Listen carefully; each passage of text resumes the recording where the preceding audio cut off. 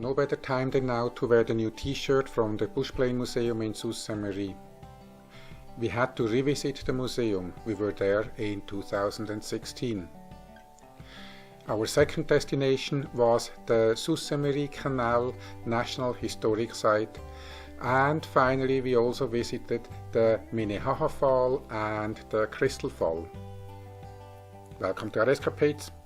Ursula is the navigator, my name is Dieter and I'm the wheelman. So let's start our journey on the way south on Highway 17. We passed the trading post and totem pole plaza before and were intrigued by the eye-catching displays. We were hoping for a coffee, but the peak travel season is over. No refreshments for us there. The Bushplane Museum is almost straight down on the St. Mary's River. The first displays upon entry left no doubt. The exhibit has tons of information about fighting the forest fires.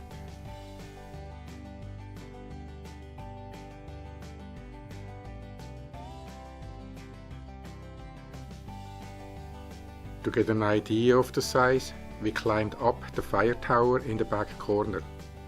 We don't think there is a good way to start the tour, but the fire tower is as good as any.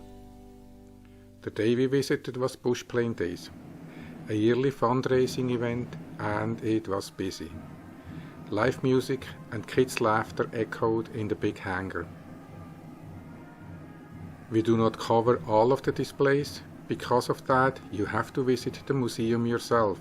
However, we still show you some of the coolest machines. Not all of them fly, but they are impressive.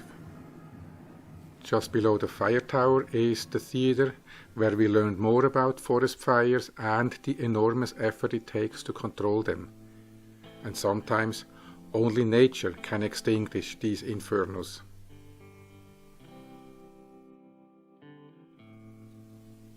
This is the CL-215 water bomber and the doors are open to go inside.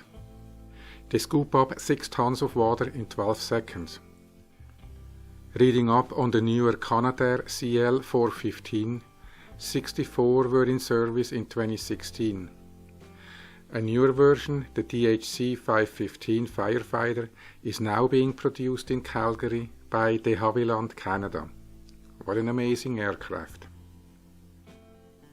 This is the de Havilland DHC-3 Otter that was damaged in 1986. It took Bushplane Heritage Center volunteers 10 years to rebuild the plane.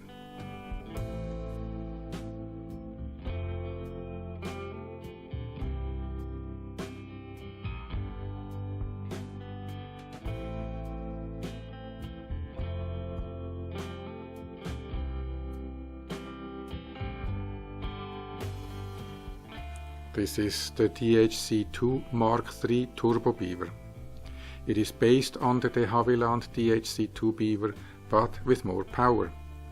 It can operate from a 300-meter unserviced ground strip. We don't want to spoil your visit. Time to move on to the next place. It is only 1 kilometer upstream on the St. Mary's River.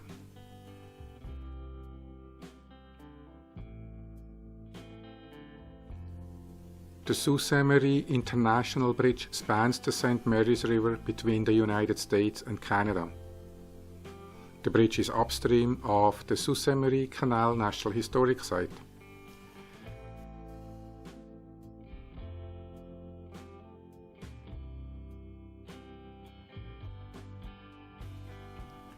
Now we are looking down the 1 kilometer long canal towards the locks.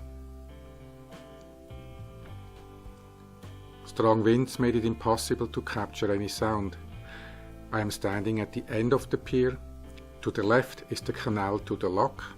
To the right is the canal to the hydroelectric power plant. Above the lock is the emergency swing bridge dam. The swing dam was built in 1896. A freighter crashed into the lock in 1909. And the swing dam slowed down the rush of water. According to Wikipedia, This is the last of 9 swing dams ever built.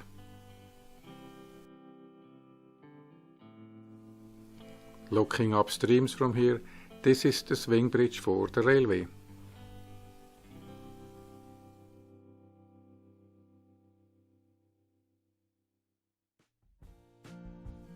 There is a rich history surrounding the lock.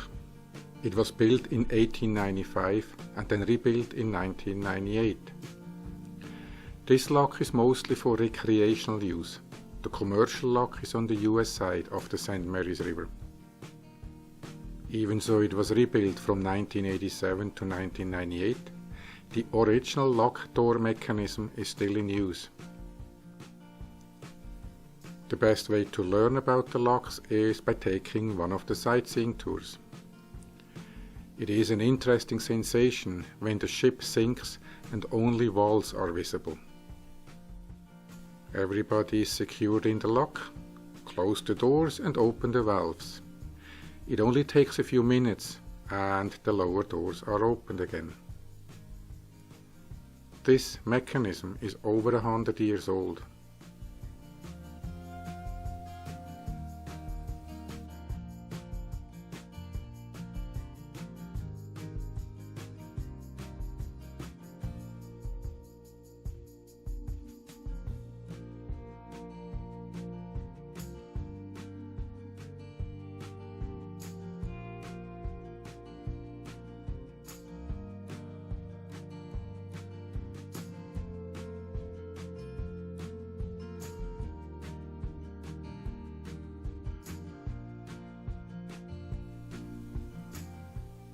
The Sault Ste. Canal District is home to restaurants, shops and the Hiawatha Canyon tour train. We heard good things about the boiler room and it was time for dinner. A Kingsville stout and a pizza. Life is good.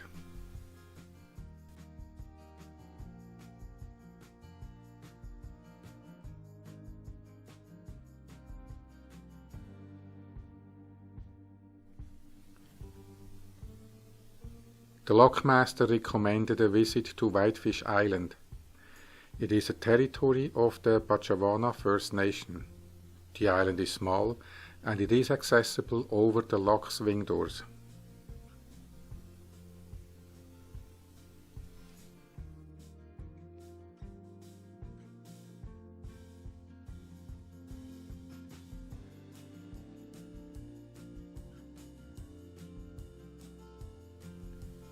We were reading about 2 waterfalls, the Crystal Fall and the Minnehaha Fall in the Hiawatha Highlands. After we parked the jeep, the map and signs were a bit confusing. It is all about ski and snowshoe trails. When we saw the iron boardwalk, we figured that this is the way to go. Eventually we came to a trickle that did not confirm our expectation. We expected a waterfall. But this is the Crystal Fall. Still pretty to look at and a nice hike up on the rocks.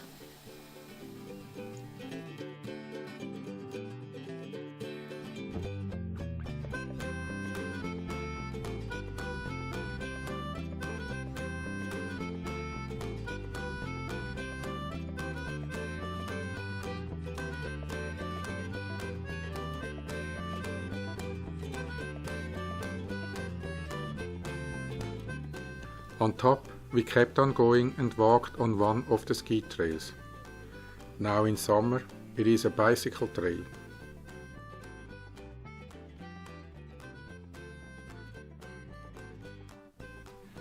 We passed the creek that feeds the waterfalls.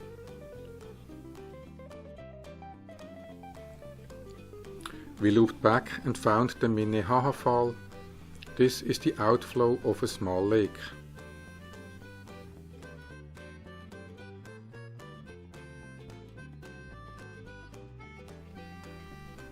We finished our hike watching the loon, or is it a merganser?